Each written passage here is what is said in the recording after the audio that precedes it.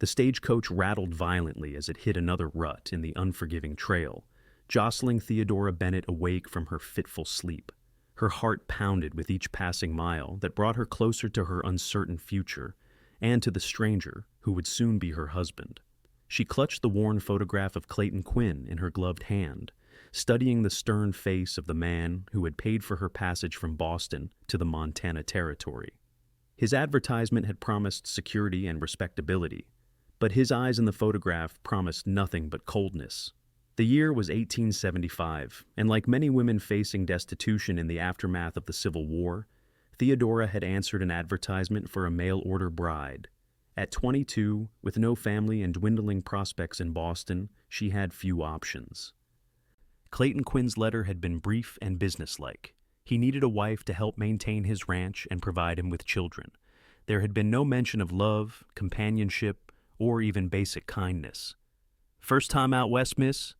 The elderly woman seated across from Theodora smiled kindly, her face weathered by years under the harsh prairie sun. "Yes, madam." Theodora tucked a wayward strand of auburn hair back into her simple bonnet. "I'm to be married." "Mail order?" the woman asked without judgment. Theodora nodded, her cheeks flushing slightly. "No shame in it, dear. Half the women out here came the same way." She leaned forward. "Who's your intended?" "Clayton Quinn. He has a cattle ranch near Willow Creek." The woman's smile faltered almost imperceptibly. "Quinn's place? Up by Broken Ridge?" "Yes." "Do you know him?" The woman hesitated before answering. "Known of him. Keeps to himself mostly. Built that ranch from nothing after the war." She patted Theodora's hand. "You'll do fine, dear. Western men might seem rough, but most have good hearts underneath." Most. The unspoken implication hung in the air between them. As the stagecoach continued its jarring journey, Theodora tried to push away her mounting fears. She had heard stories of mail-order brides arriving to find husbands who were cruel, violent, or simply looking for unpaid labor. What kind of man would Clayton Quinn prove to be? The sun was setting when the stagecoach finally pulled into Willow Creek, a small but growing settlement with a main street lined with false-fronted buildings. Theodora gathered her meager belongings, one trunk containing all that remained of her former life, and stepped down onto Montana soil for the first time. "Miss Bennett?" a deep voice called from behind her. Theodora turned to find a tall man approaching. His face was partially obscured by a wide-brimmed hat, but she could see he wasn't the man from the photograph. "Yes, I'm Theodora Bennett." "Connor Walsh, madam. Mr. Quinn sent me to fetch you." He tipped his hat politely. "He's tied up at the ranch and couldn't make it to town." Disappointment mingled with relief as Theodora nodded. "I understand." Connor loaded her trunk onto a wagon and helped her up onto the seat. As they left town, the vast emptiness of the landscape struck her with its awesome power. Rolling hills stretched toward distant mountains, bathed in the golden light of sunset. It was beautiful, but intimidating in its vastness. "How far to Mr. Quinn's ranch?" she asked, breaking the uncomfortable silence. "About an hour's ride. It's a good piece of land, madam. Mr. Quinn's built it up proper these past few years." "And Mr. Quinn himself? What manner of man is he?" She couldn't stop herself from asking, though she feared the answer. Connor glanced at her, then back to the trail. "Mr. Quinn's? He's a fair employer, pays on time, expects hard work." He seemed to choose his words carefully. "The war changed him, as it did many men." "I see." Though she didn't, not really. She had hoped for reassurance but received only carefully neutral statements. They rode in silence as darkness fell.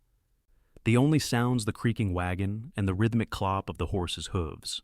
Finally, they crested a rise, and Connor pointed to lights in the distance. Quinn's ranch, Broken Ridge. As they drew closer, Theodora could make out a substantial two-story house, larger than she had expected, with several outbuildings and corrals. A dog barked at their approach, and a lantern appeared on the porch as someone came outside. The wagon pulled up to the house, and Theodora got her first real look at Clayton Quinn. He was taller than his photograph suggested, broad-shouldered with dark hair streaked with premature gray at the temples. His face was weathered from sun and wind, and a scar ran along his jawline. But it was his eyes that captured her attention, steel gray, and utterly unreadable. "Mr. Quinn," she said, willing her voice not to tremble. "I'm Theodora Bennett." "Miss Bennett." His voice was deep and rough, as though rarely used. He made no move to help her down from the wagon, simply stood watching her with those impenetrable eyes. "Welcome to Broken Ridge." Connor helped her down and carried her trunk to the porch. Clayton Quinn merely nodded at the younger man, who tipped his hat to Theodora before departing with the wagon. "Come inside," Quinn said, turning without waiting for her response. The interior of the house was unexpectedly well appointed, with solid furniture and polished floors. A fire burned in the stone fireplace, casting dancing shadows across the walls. "You'll have your own room," Quinn said, gesturing to a staircase. "Upstairs, first door on the right. There's a washroom at the end of the hall." He paused, seeming uncomfortable. "I expect you're tired from your journey. We'll discuss arrangements in the morning." "Thank you," Theodora said, uncertain what else to say to this stranger who was to be her husband. When do you wish to be married?" "There's a circuit preacher comes through town every other Sunday. He'll be here in 4 days." Quinn's expression remained unreadable. "Unless you've changed your mind after seeing what you're getting into." Was that a challenge, or was he giving her a chance to escape? "I honor my commitments, Mr. Quinn," she said, lifting her chin slightly. Something flickered in his eyes. Approval, perhaps, but it was gone so quickly she might have imagined it. "As do I, Miss Bennett. Breakfast is at sunrise." With that, he turned away. "Your trunk will be brought up. Good night." Left alone in the entry hall, Theodora took a deep breath. This was to be her life, now this house, this land, this taciturn man, with walls built so high around him, she wondered if anyone had ever breached them. As promised, her trunk appeared in her room a short time later, brought up by a Mexican woman who introduced herself as Elena, the housekeeper who came in 3 times a week from her family's homestead nearby. The room itself was simple but comfortable, with a bed, dresser, and small writing desk. Clean linens and a quilt that had clearly been handmade with care adorned the bed. Theodora unpacked her few belongings and prepared for bed, her mind racing with impressions and worries. Clayton Quinn wasn't what she had expected, though she hardly knew what that had been. He wasn't immediately cruel, but neither was he welcoming. He was a puzzle she couldn't solve from their brief interaction. Sleep came fitfully, her dreams filled with endless plains and the searching gaze of steel-gray eyes. Morning arrived with golden light streaming through curtains she had forgotten to close. For a moment, Theodora was disoriented. Then the previous day's events came rushing back. She dressed quickly in one of her 2 serviceable dresses, pinned up her hair, and made her way downstairs. Clayton Quinn was already seated at the kitchen table, a cup of coffee before him. Another place was set opposite him. "Good morning, Mr. Quinn," she said, taking the seat across from him. He nodded in acknowledgement. "Coffee? Please." He poured her a cup, then served her eggs and bacon from a platter. They ate in silence for several minutes before he finally spoke. "I should explain what I expect from this arrangement," he said, his tone businesslike. "I need a wife to help manage the household and eventually bear children. In return, you'll have security, comfort, and my name. I don't expect you to work the ranch itself. I have hands for that. But I do expect the house to be kept in order." "I understand," Theodora said carefully. "I'm not afraid of hard work, Mr. Quinn." "I didn't think you were, or you wouldn't have come all this way." He met her eyes directly. "I should tell you, I'm not a man given to sentimentality or soft words, Miss Bennett. The war and what came after burned that out of me. If you're expecting romance, you've come to the wrong place." His bluntness stung, but Theodora appreciated the honesty. "I came for security, Mr. Quinn, not romance, though I would hope we might at least become friends in time." Something unidentifiable passed across his face. "Perhaps. Time will tell." He stood abruptly. "I have work to attend to. Elena will be here around midday. Feel free to familiarize yourself with the house." After he left, Theodora sat alone at the table, wondering what kind of marriage she was entering. At least he hadn't been cruel or demanding. There was a certain integrity in his straightforwardness, even if it lacked warmth. Over the next few days, Theodora established a routine. She explored the house, finding it well built, but lacking a woman's touch. There were empty spaces on walls where pictures might hang, windows that needed curtains, corners that called for plants or decorative touches. Clayton had built a house, but not created a home. She encountered the ranch hands at a distance, but had little interaction with them beyond polite nods. Connor Walsh, she learned, was the foreman, respected by the other men and trusted implicitly by Clayton. Clayton himself remained an enigma. He rose before dawn and often returned after dark, taking most meals in his office or with the men. When they did share a table, conversation was minimal and strictly practical. He wasn't unkind, just absent, even when physically present. The day before the circuit preacher was due, Theodora was hanging freshly laundered curtains in the parlor when she heard the commotion outside. Men were shouting, horses whinnying in distress. She rushed to the window to see Clayton and several hands struggling with a magnificent black stallion that reared and bucked against the ropes that held it. Without thinking, she hurried outside, drawn by the drama unfolding in the corral. The stallion was magnificent, wild-eyed, and powerful, fighting with every ounce of strength against captivity. "He's been terrorizing the mares," Connor explained when he noticed her watching. "Mr. Quinn's determined to break him." Clayton approached the horse again, speaking in low tones that Theodora couldn't hear. For a moment, the stallion calmed, ears flicking toward the man. Then something spooked it, perhaps a sudden movement from one of the other hands, and it reared violently, one hoof catching Clayton on the shoulder and sending him sprawling into the dirt. Theodora gasped, hand flying to her mouth, but Clayton was already picking himself up, waving off assistance. His expression was thunderous as he approached the horse again.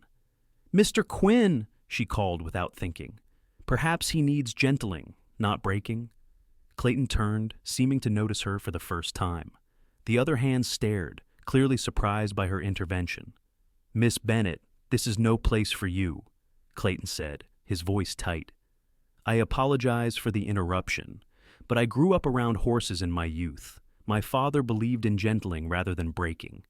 It takes longer, but creates trust rather than submission."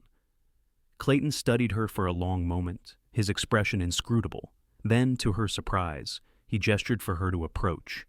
"Show me," he said simply. Heart racing, Theodora entered the corral cautiously. The stallion's eyes rolled, showing white, but he had stopped fighting for the moment, perhaps exhausted. "Loosen the ropes a bit," she instructed quietly. Not enough for him to break free, but enough that he doesn't feel trapped. Clayton nodded to his men, who complied, though they exchanged skeptical glances. Theodora approached the horse slowly, talking in a soft, constant stream. "You're magnificent, aren't you? So strong and proud. No one appreciates that about you. They just want to control you, don't they? But you're not meant to be controlled. You're meant to be partnered with."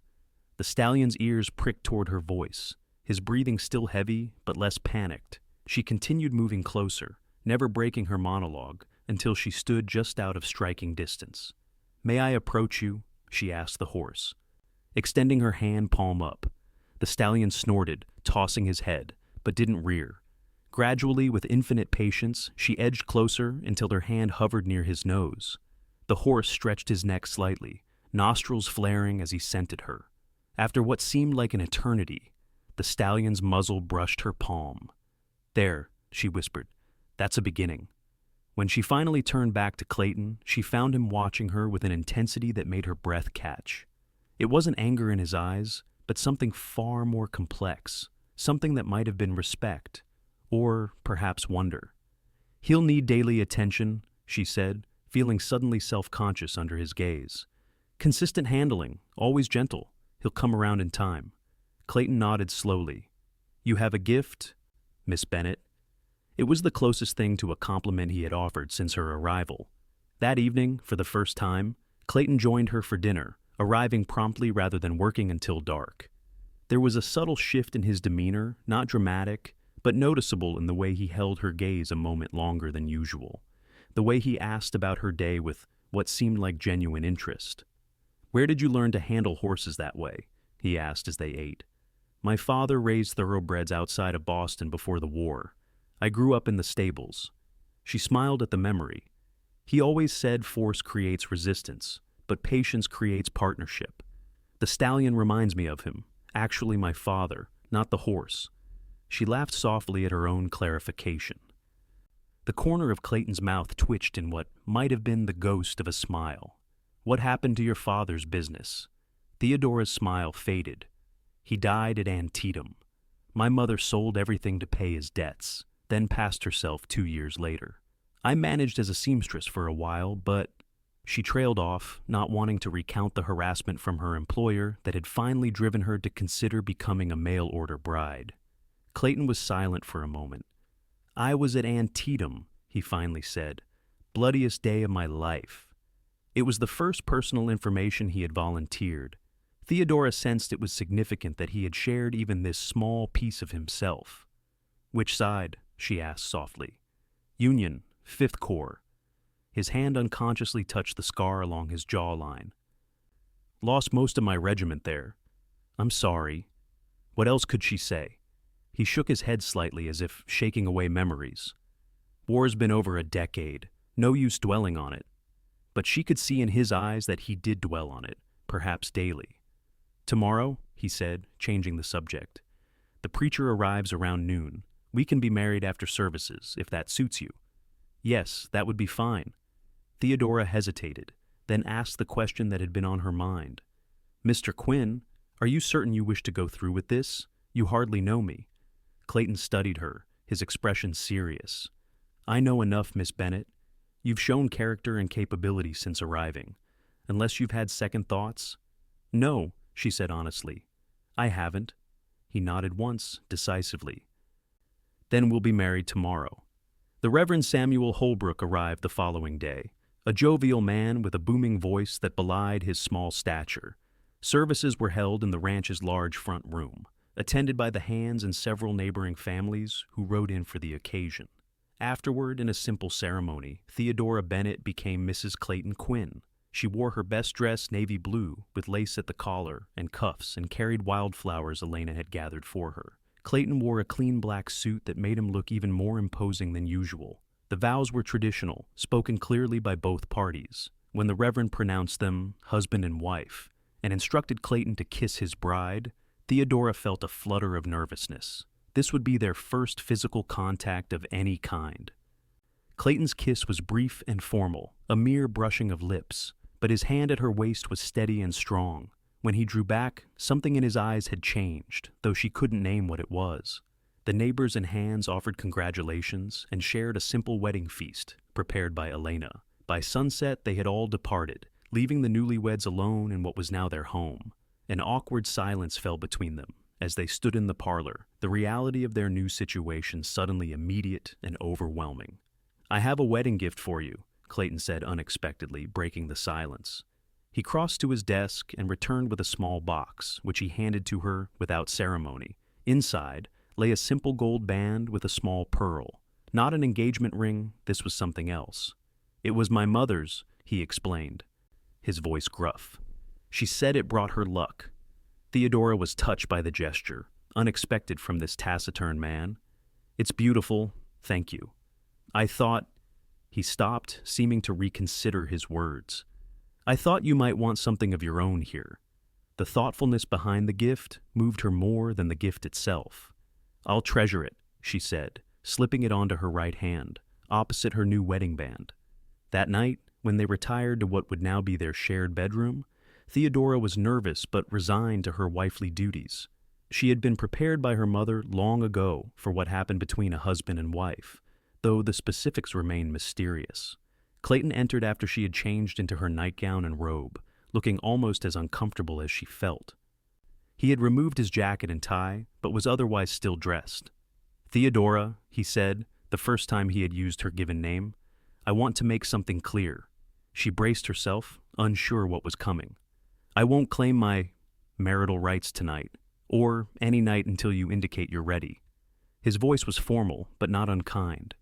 This marriage began as a business arrangement, and I won't pretend otherwise. But I also won't treat you as property. Theodora stared at him in surprise. I don't know what to say. You don't need to say anything. I'll sleep in the room across the hall for now. He paused at the door. Good night, Mrs. Quinn. And with that, he was gone, leaving Theodora alone with her confusion and, strangely, a new respect for the complex man who was now her husband. The following weeks established a new rhythm to life at Broken Ridge. Theodora took over management of the household completely, freeing Elena to focus on cooking rather than cleaning and laundry. She began putting her own touches on the house rag rugs for the cold wooden floors, embroidered cushions for the stiff chairs, wildflowers arranged in mason jars. Each day she spent time with the black stallion, which she had named Tempest. Clayton had built a smaller enclosure where she could work with the horse without danger of him running off. Gradually, Tempest began to accept her touch, first on his nose, then his neck, eventually his back. The day he allowed her to place a light saddle on him, without protest, felt like a triumph.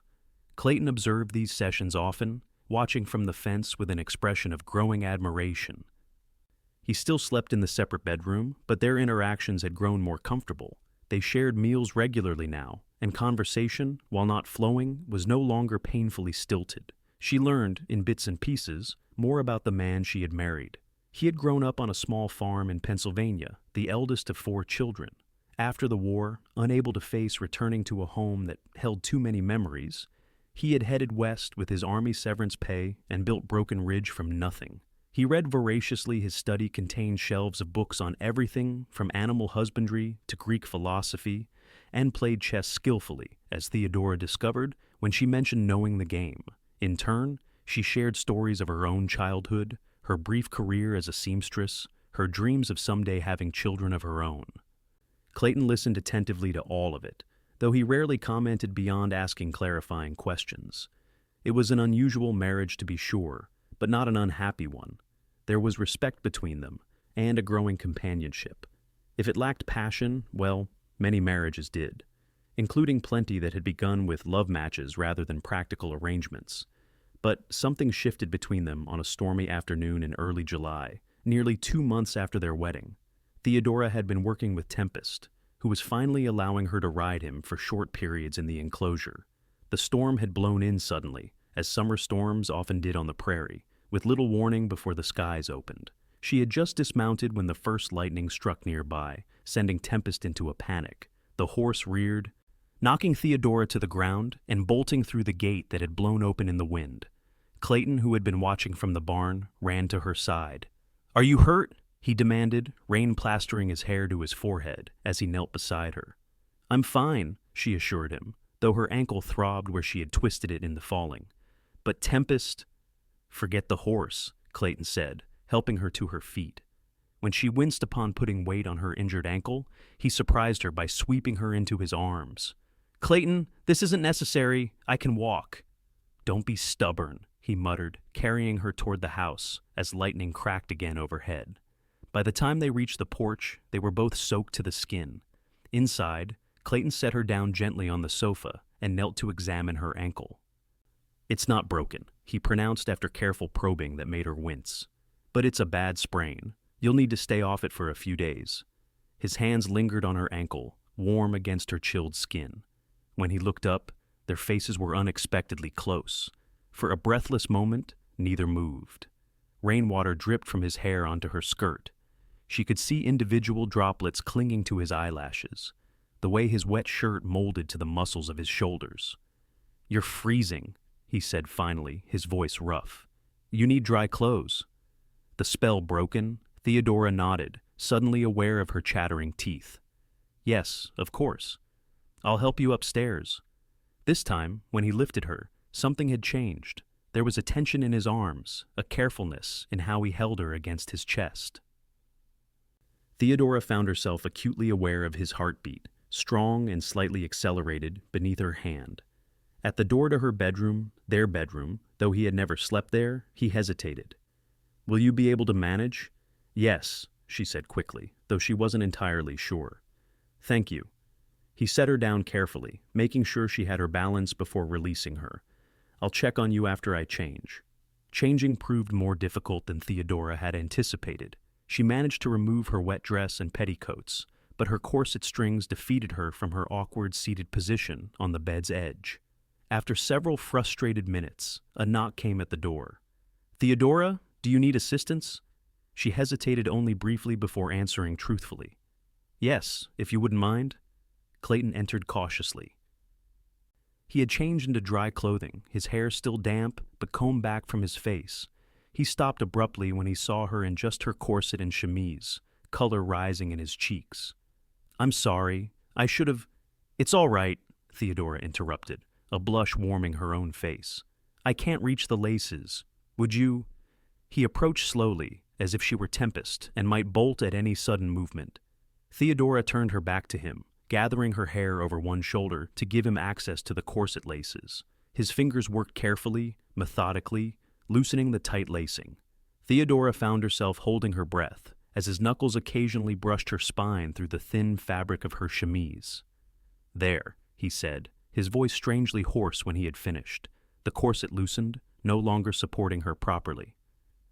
Theodora held it in place with one arm, not turning around. Thank you, she whispered. Neither moved for a long moment. Then, so lightly she might have imagined it, she felt his fingertips trace down her exposed neck, a touch so gentle it sent shivers across her skin. Clayton? His hand withdrew immediately.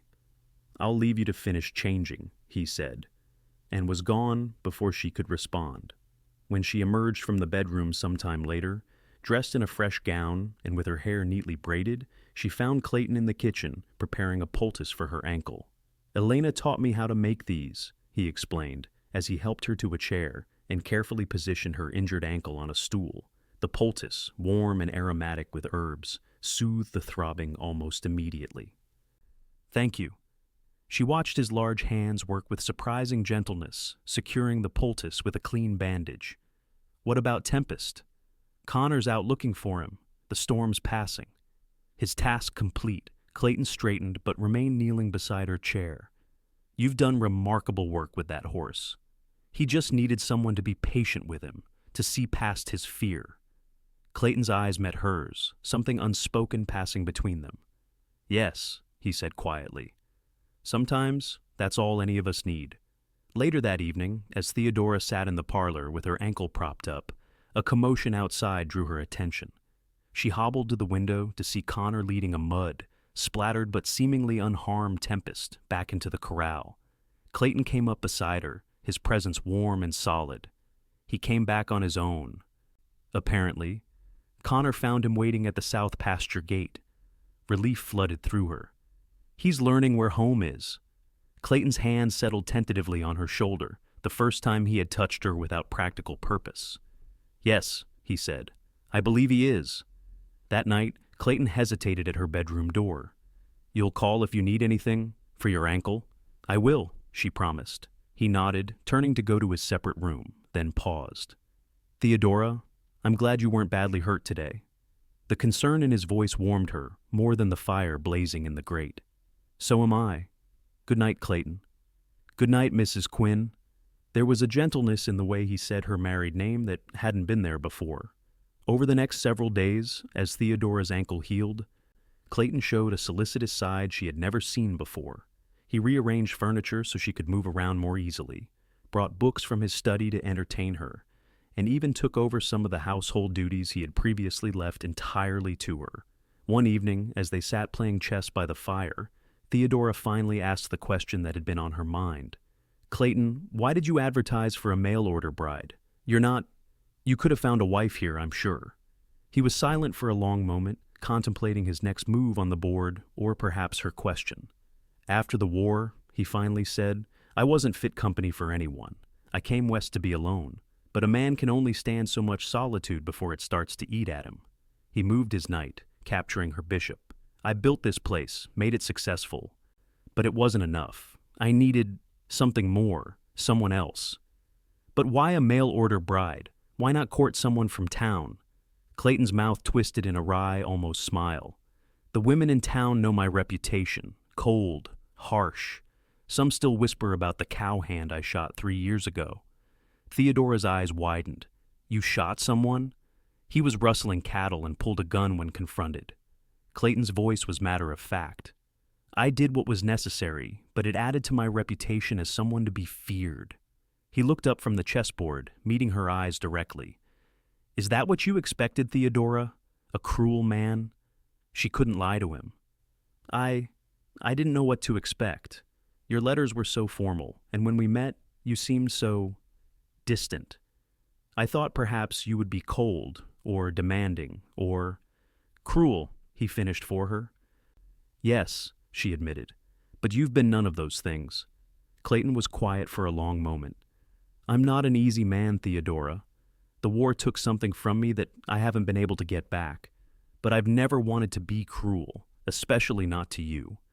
The honesty in his voice moved her deeply. On impulse, she reached across the chessboard and laid her hand over his. You're not cruel, Clayton. Guarded, perhaps, cautious, but not cruel. His hand turned beneath hers, their fingers intertwining. It was such a simple touch, but it felt monumental between them. Your move, he said softly, though whether he meant the chess game or something else entirely, Theodora wasn't sure. That night, for the first time, Clayton stayed in their bedroom. They didn't make love, that line remained uncrossed, but they slept side by side. His arm eventually coming around her waist in the darkness. Theodora lay awake for a long time, listening to his steady breathing, feeling the solid warmth of him against her back, and wondering at the strange journey that had brought her to this place and this man. The following Sunday, they rode to town together for church services. It was the first time they had appeared as a couple in Willow Creek, and Theodora was keenly aware of the curious glances directed their way. Clayton, typically stoic in public, surprised her by keeping her hand tucked in the crook of his arm throughout the morning, a silent declaration of their status. After services, several women approached Theodora, while Clayton spoke with the men about cattle prices and weather predictions. Mrs. Quinn, we're so pleased to finally meet you properly, said a plump, pleasant-faced woman who introduced herself as Mrs. Sullivan, the shopkeeper's wife. We were beginning to think Mr. Quinn was keeping you hidden away on purpose. Not at all, Theodora smiled. I've been busy settling in, and there was an incident with a horse that left me with a sprained ankle. Well, you simply must join our quilting circle, Mrs. Sullivan insisted. We meet every Tuesday at the schoolhouse. Nothing formal, just a chance for the women to gather without men underfoot. Theodora glanced at Clayton, uncertain whether he would approve of such regular trips to town. Mrs. Sullivan followed her gaze and lowered her voice.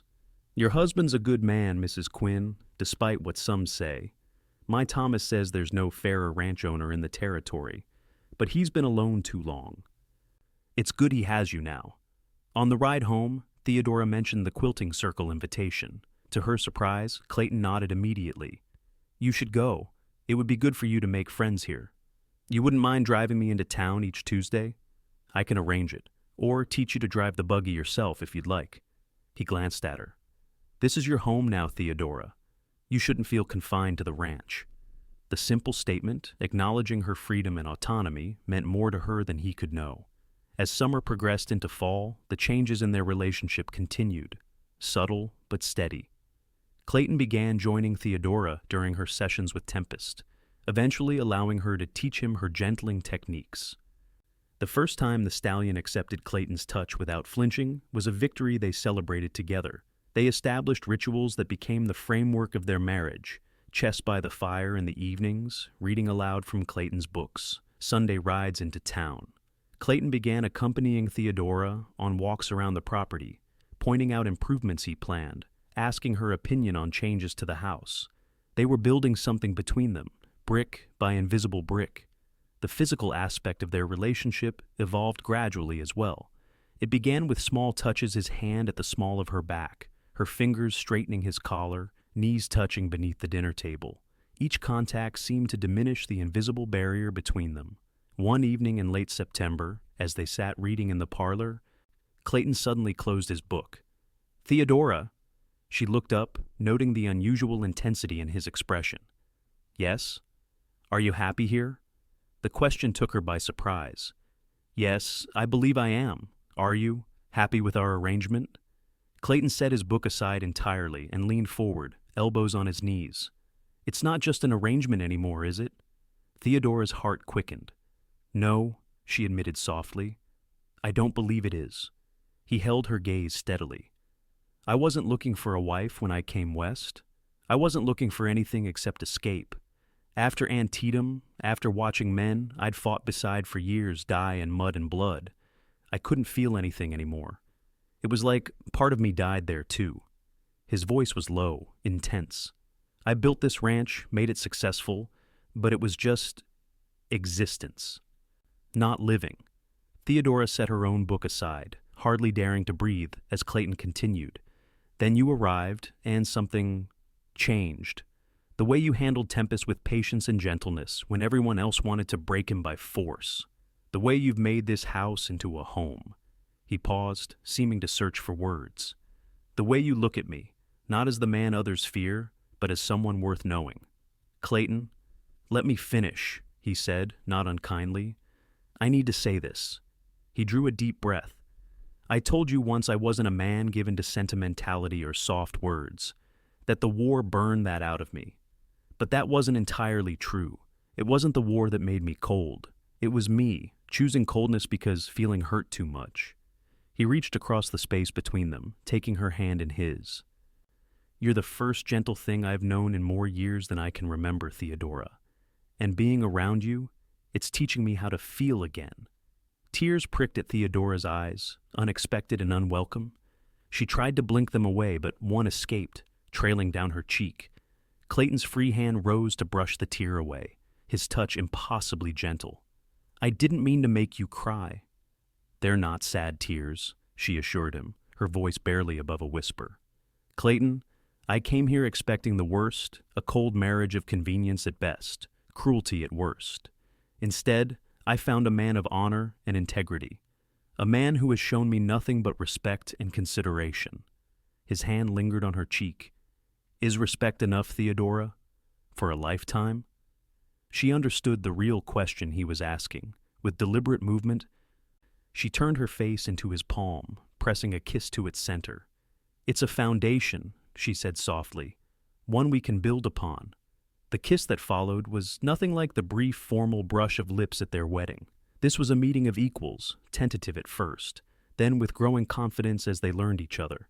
Clayton's hand slid from her cheek to cup the back of her neck, drawing her closer. Theodora's fingers curled into the fabric of his shirt, holding on as the world seemed to shift beneath her. When they finally parted, both slightly breathless, Clayton rested his forehead against hers. I've wanted to do that for weeks, he confessed. Theodora smiled, a warmth spreading through her that had nothing to do with the fire in the grate. Why didn't you? I was afraid. Of what? That you wouldn't want me. That you were content with our arrangement as it was. She pulled back slightly to look into his eyes. Clayton Quinn, for a smart man, you can be remarkably blind sometimes. A smile, a real full smile that transformed his usually solemn face spread across his features. Is that so, Mrs. Quinn? It is indeed, Mr. Quinn. She leaned in to kiss him again, marveling at her own boldness and the joy that accompanied it. Later that night, their marriage was finally, truly consummated. Clayton was as considerate and attentive in this as he had been in all other aspects of their relationship, taking his time, ensuring her comfort, guiding her through unfamiliar sensations with patience and care. What could have been merely a duty transformed into an expression of growing love, a physical manifestation of the connection that had been building between them for months. Afterward, lying in his arms as autumn wind rattled the windows, Theodora traced the scar along his jawline. Will you tell me about this someday? About the war? Clayton captured her hand, pressing a kiss to her fingers. Someday, not tonight. He drew her closer. Tonight is for beginnings, not old wounds. As winter settled over Montana, bringing short days and long nights, Clayton and Theodora's bond continued to deepen. The house transformed further under her touch, becoming truly a home. Clayton emerged more from his shell, laughing more readily, participating in community events he had previously avoided. Together, they hosted a Christmas gathering for the Hands and neighboring families, the first such event at Broken Ridge in its existence. In January, during a particularly fierce blizzard that kept them housebound for days, Theodora shared news that brought a light to Clayton's eyes she had never seen before. A baby? He repeated, as if not quite believing what she had told him. You're certain? As certain as one can be, she confirmed. Elena says all the signs are there. The child should arrive by late summer. Clayton's reaction was everything Theodora could have hoped for. He lifted her off her feet in a careful embrace, his joy unrestrained in a way she had never witnessed. "A family," he said, wonder in his voice. "We'll be a family." The pregnancy brought new dimensions to their relationship. Clayton became even more protective, insisting on hiring additional help for the house despite Theodora's protests that she was perfectly capable of continuing her duties. He read every book on childbirth and infant care he could obtain, having them shipped from as far as Denver and San Francisco. Most touching was his determination that their child would know a father's love from the beginning, something Clayton himself had experienced, but lost too young when his own father died of pneumonia. He or she will never doubt they're wanted, Clayton vowed one night as they lay in bed, his hand resting protectively over Theodora's still flat stomach. Never wonder if they're loved. With you as their father, how could they? Theodora covered his hand with her own. You have so much love to give, Clayton. I see it every day, even if others don't. He was quiet for a moment. I never thought I would have this, he finally admitted. After the war, I was convinced that part of my life, the possibility of family, of real connection, was over. And now? He pressed a kiss to her temple. Now? I'm grateful every day for the woman who answered my advertisement. The woman who saw something in me worth saving. You weren't in need of saving, Clayton Quinn, Theodora corrected gently. Just someone to remind you who you really are beneath those walls you built. Spring brought new life to Broken Ridge, not just in the expected ways of calves being born and wildflowers blooming across the prairie, but in the visible changes to Theodora's body as their child grew. Clayton found himself fascinated by these changes, by the miracle taking place before his eyes. Tempest, now fully trained and responsive to both Theodora and Clayton, became Clayton's personal mount. The stallion who had once fought against any human contact now carried his rider proudly, responsive to the lightest touch, a living testament to the power of patience and gentleness. He reminds me of you. Theodora teased Clayton one afternoon as they watched Tempest run in the pasture, powerful and free, but no longer wild. Fearsome on the outside, gentle at heart. Clayton laughed, a sound that had once been rare, but was now commonplace at Broken Ridge. If I've changed, it's because you showed me how. Summer arrived with blazing heat that made Theodora's advancing pregnancy uncomfortable. Clayton moved their bedroom to the cooler north side of the house and spent evenings reading to her on the porch, where the breeze provided some relief. The entire household seemed to revolve around her comfort, from Elena's special teas to cool her from within, to Connor's construction of a shaded garden area where she could rest during the day. In late August, just as the first hints of autumn began to touch the cottonwood trees along the creek, Theodora went into labor. The midwife was summoned from town, along with the doctor, who had been prearranged to attend given that this was Theodora's first child. Clayton paced the hallway outside their bedroom for hours, flinching at each cry that escaped through the closed door. Connor, who had come to check on his employer, found him white-knuckled and grim-faced. "She's strong, boss," the foreman said, offering rare words of comfort. "Strongest woman I know, except maybe my own mother." Clayton nodded sharply, too tense for conversation. When the baby's first cry pierced the air just after midnight, Clayton froze mid-stride. The door opened a moment later, and the midwife beckoned him inside with a tired smile. "You have a daughter, Mr. Quinn, healthy and strong, lunged, as you can hear." Theodora lay propped against pillows, exhausted but radiant, a small bundle cradled in her arms. She looked up as Clayton approached, her smile tremulous but joyful. "Come meet your daughter," she whispered. Clayton's hands trembled as he sat carefully on the edge of the bed. The tiny face that peered up at him from the blankets was red and wrinkled, with a shock of dark hair that promised to be as black as his own. When he touched her cheek with one finger, the baby turned toward the contact, an instinctive movement that nonetheless stole his breath. "She's perfect," he managed, his voice rough with emotion, "just like her mother." Theodora shifted the baby into his arms, guiding his hands to support the infant's head properly. "I thought we might name her Caroline, after your mother?" The thoughtfulness of this suggestion, remembering a detail he had mentioned only once, months earlier, nearly undid him. "Caroline," he repeated, testing the name. Caroline Quinn. It's perfect. Looking down at his daughter, then at his wife, Clayton felt the last of his walls crumble completely. The man who had once thought himself incapable of tenderness found it flowing through him without reservation or condition. I love you, he said to Theodora. The first time he had spoken the words aloud, though they had been evident in his actions for months. Both of you, more than I ever thought possible. Theodora reached up to touch his face, tears of joy mingling with exhaustion. And we love you, Clayton Quinn, the man behind the reputation, the man I'm proud to call my husband.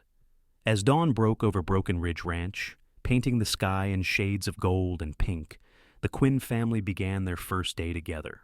Clayton, who had once sought solitude as a balm for war-inflicted wounds, found healing instead in the gentle touch of his wife and the innocent trust of his newborn daughter. The mail-order bride who had arrived expecting cruelty had found instead a man whose capacity for love had merely been dormant, waiting for the right person to awaken it. And the cowboy who had forgotten how to feel had found in her the gentleness he needed to remember.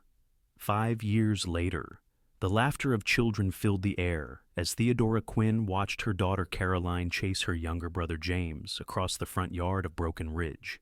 At 5 years old, Caroline was the spitting image of her father, with his black hair and determined chin, though she had Theodora's green eyes.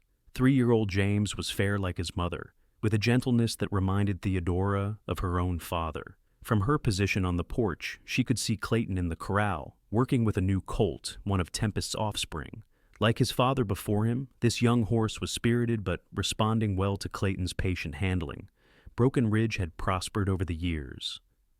The house had been expanded to accommodate their growing family, and Clayton had built a reputation as one of the fairest and most successful ranchers in the territory. The cold, distant man, who had once been feared by many, was now respected as a community leader, serving on the town council and helping to establish the region's first proper school. As Theodora watched, Clayton concluded his training session and made his way toward the house. Caroline spotted him and ran to meet him, squealing with delight when he swung her up onto his shoulders. James toddled after them, arms outstretched until Clayton scooped him up as well, carrying both children back to the porch. "These rascals wearing you out?" Clayton asked, setting the children down and leaning in to kiss Theodora's cheek. "No more than usual," she smiled. "How's the colt coming along? He'll be as good as his sire, maybe better. He has Tempest spirit, but a calmer temperament." Clayton settled onto the porch step beside her, watching their children resume their game of tag. "Like someone else I know who inherited the best of both parents." Theodora rested her head against his shoulder, a gesture of casual intimacy that had become second nature. "They're growing so fast." "Too fast," Clayton agreed. He glanced sideways at her. "Which reminds me, Mrs. Sullivan mentioned something interesting when I was in town yesterday." "Oh? What was that?" "She suggested we might be planning to expand our family again." His tone was casual, but there was a question in his eyes. "Said you seemed to have that glow about you again." Theodora laughed softly. "Trust Mrs. Sullivan to notice before I've had a chance to tell you myself." Clayton's expression shifted to one of delighted surprise. "You're certain?" "Elena confirmed it yesterday. Spring next year, it seems." She hadn't planned to tell him quite this way, but the joy spreading across his face made any planned announcement unnecessary. Clayton pulled her close, pressing his forehead to hers in the intimate gesture that had become their own private expression of connection. "Have I told you lately what a miracle you are, Theodora Quinn?" "You might have mentioned it," she teased, then grew more serious. "Do you ever think about it? How differently things might have turned out if I hadn't answered your advertisement, if someone else had come instead?" "I try not to," Clayton admitted. "The thought of missing you is more than I can stand." His hand found hers, fingers intertwining naturally. "Do you remember what I said to you that night we first really talked? About you being the first gentle thing I'd known in years?" Theodora nodded, the memory clear despite the passage of time. "I didn't realize then how much I needed that gentleness, how it would change everything." He watched their children playing, his expression reflective. "The man I was before you came couldn't have been the father these children deserve. couldn't have been the husband you deserved. And the woman I was couldn't have imagined the life we've built, Theodora countered. We changed each other, Clayton. That's what love does at its best. Clayton's arm tightened around her shoulders as a cool autumn breeze swept across the ranch. In the distance, Tempest nickered to his offspring, a sound of reassurance and belonging. The sun began its descent toward the horizon, painting Broken Ridge in gold. I used to think I came west to escape, Clayton said quietly. Now I know I was really searching. For this. For you. Theodora turned to kiss him properly, no longer the hesitant bride who had stepped off the stagecoach 5 years earlier, but a woman secure in her place and her love. As their children's laughter rose around them and the day faded into evening, she knew with absolute certainty that this family, this home, this love was what she had been searching for as well. The mail order arrangement that had begun as a business transaction had transformed into the greatest love story either of them could have imagined, one built on patience, understanding, and the gentle healing power of being truly seen by another soul.